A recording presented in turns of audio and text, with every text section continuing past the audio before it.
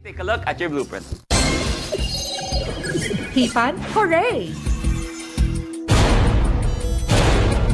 Sa challenge nito, kailangan hipan na player ang batyang may harina upang makita ang mga nakatagong pera sa ilalim ng planggana. Kailangan niyang kwentahin ang tamang halaga ng salapi, isulat sa board at isigaw ang tamang sagot.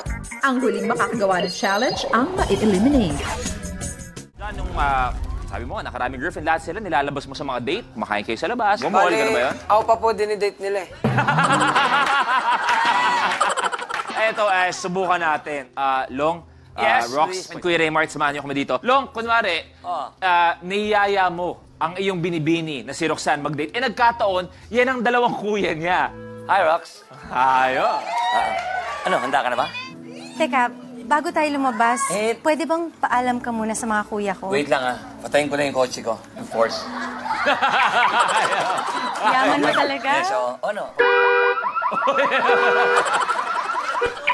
Ayun. Ano, okay? Magpaalam kita. Sige, Okay, sige. walang problema. Huwag ka matakot sa kanila ha. Medyo Hindi ako matapang pwedeng- yung isa kong kuya eh. Sa tapang at tapang. Ako nag-invento ng tapang. Wala sa akin na. Brad, Yeah! eto na sila. Bulag ka ba?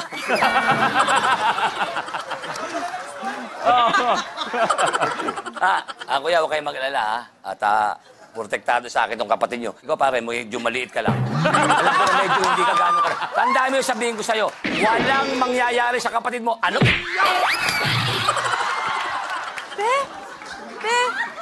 Okay, pwede na kayo. Okay, maraming salamat. Good luck, John. Good luck, 30. Laro na tayo. The game begins in 3, 2, 1.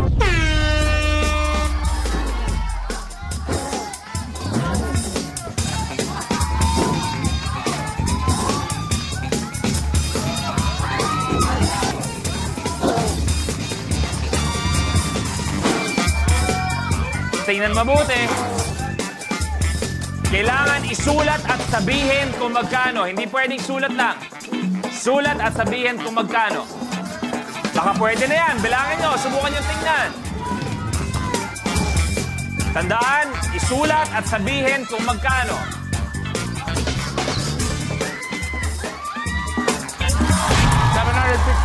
760 pesos is correct!